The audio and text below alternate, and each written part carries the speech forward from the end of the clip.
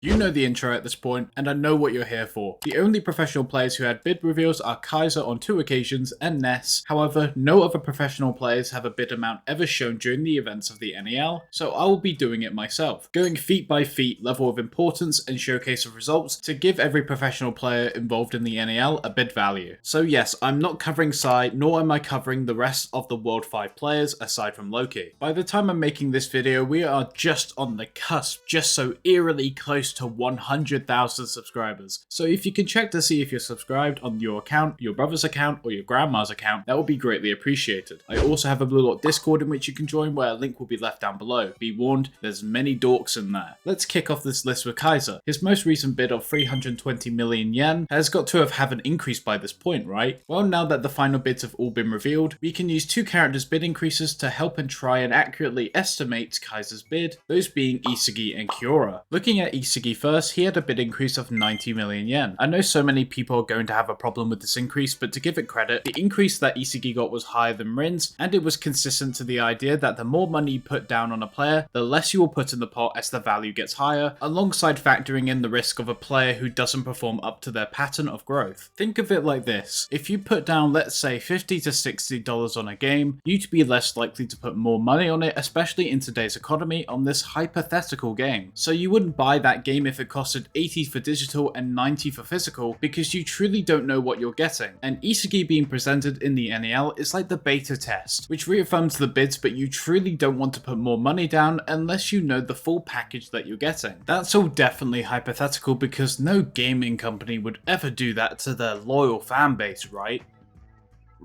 So Isagi scoring 2 of the 3 goals in the Munich vs PXG game landed him a bid increase of 90 million yen, and that brings him to a total tie with the Rin at 240 million yen. Keep in mind, that's so impressive for both these players, as they are relatively new to football fans and media aside from the Japan U20 game, yet they had bids less than 100 million away from Kaiser's last known bid of 320 million. Next to look at for further reference is Kiora, who got a bid of 26 million yen for 1 assist.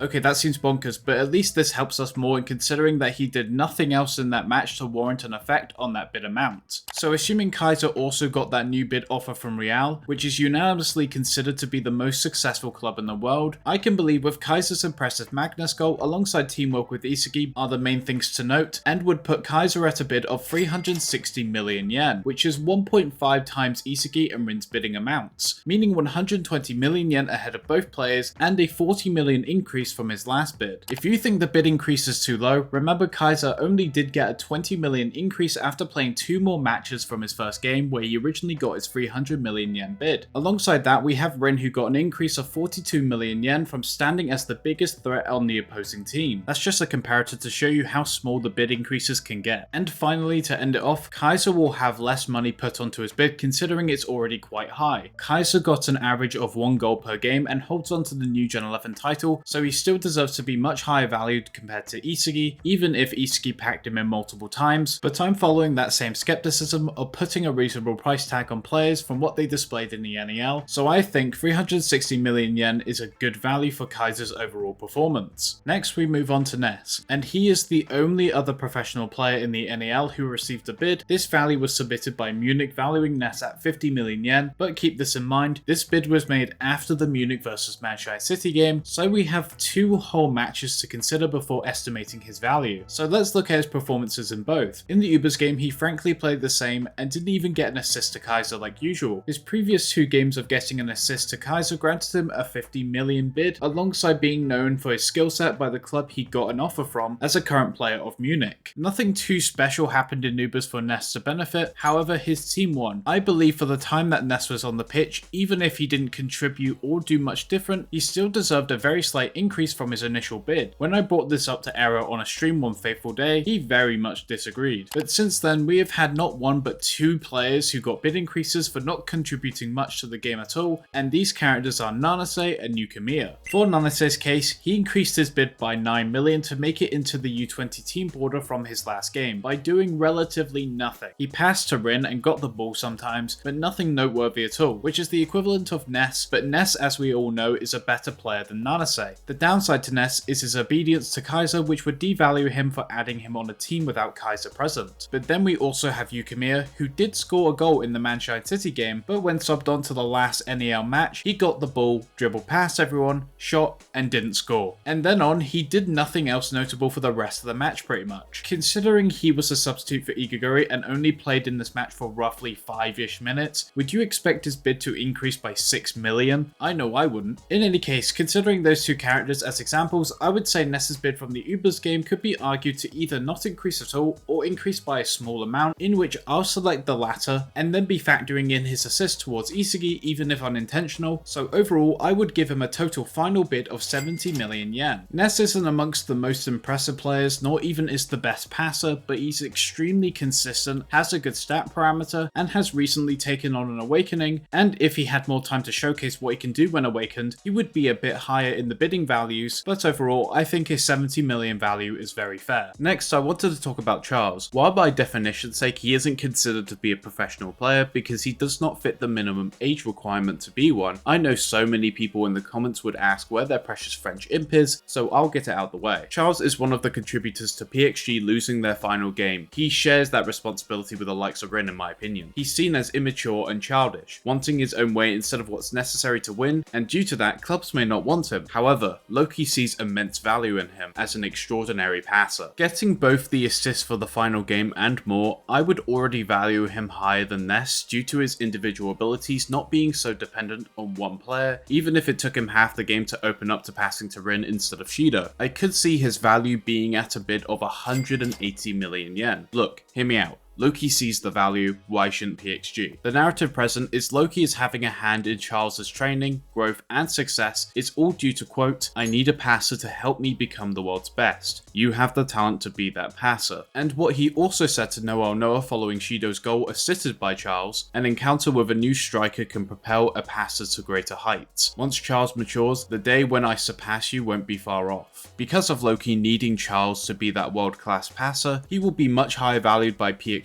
in order to make Loki's aim become a reality. And look, if you still don't believe me, maybe you just hate French people, which yeah, that's completely fair. Moving on to my favourite character in the series, Agi. As much as I do love this man, he doesn't stand out as a player who's done anything notable unless you analysed him for a hypothetical 20-minute video.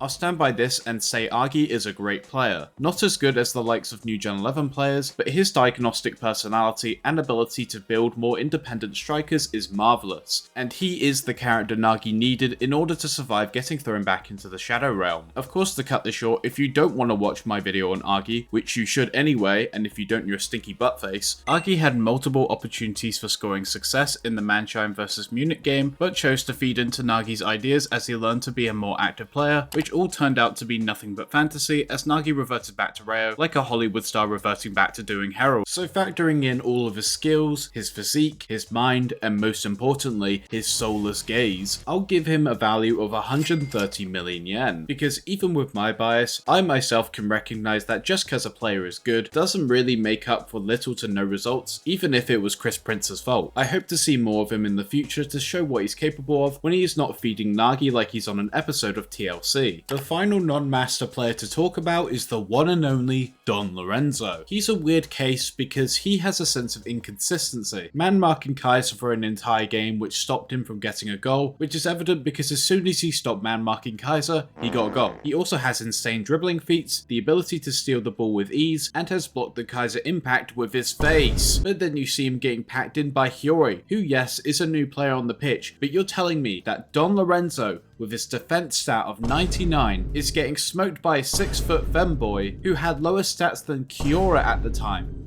What the fuck? Then again, Don Lorenzo instantly has a buff. He's well trained by Marc Snuffy and a definite future guider and soul of Ubers, and he's got that sweet New Gen 11 title. Value wise, I would give him 220 million yen, considering defenders are undermined compared to the likes of strikers, and also the fact that in terms of shown feats, he is the worst among the currently known New Gen 11 players. Now we can finally talk about the Masters, where I will discuss their possible values outside of what limited time they had to show off in the NEL as well. So it's just flat out predictions of what they're worth. Now this is a whole new ballpark of values which are being measured, so I want you all to be wary. Whatever I said in this video and I say going forward has been down to my perspective. As much as I would force you to watch this video for my own monetary gain whilst you cry your eyes out at my possibly horrendous opinions, I cannot. So you are free to click off this video after liking and subscribing and commenting down below that my channel is the best ever if you disagree with me about the values I predicted for the Masters. The first one I'll discuss is Lavinoh. He has impeccable skill and has even scored himself during the NEL, but that should hardly matter as these Masters wouldn't need NEL feats to assemble their bids as we can go off comparisons. Lavinoh is who I would mark to be the worst Master striker, not by a lot though, as I think all Master strikers are relative, but he would receive the lowest bid in my opinion of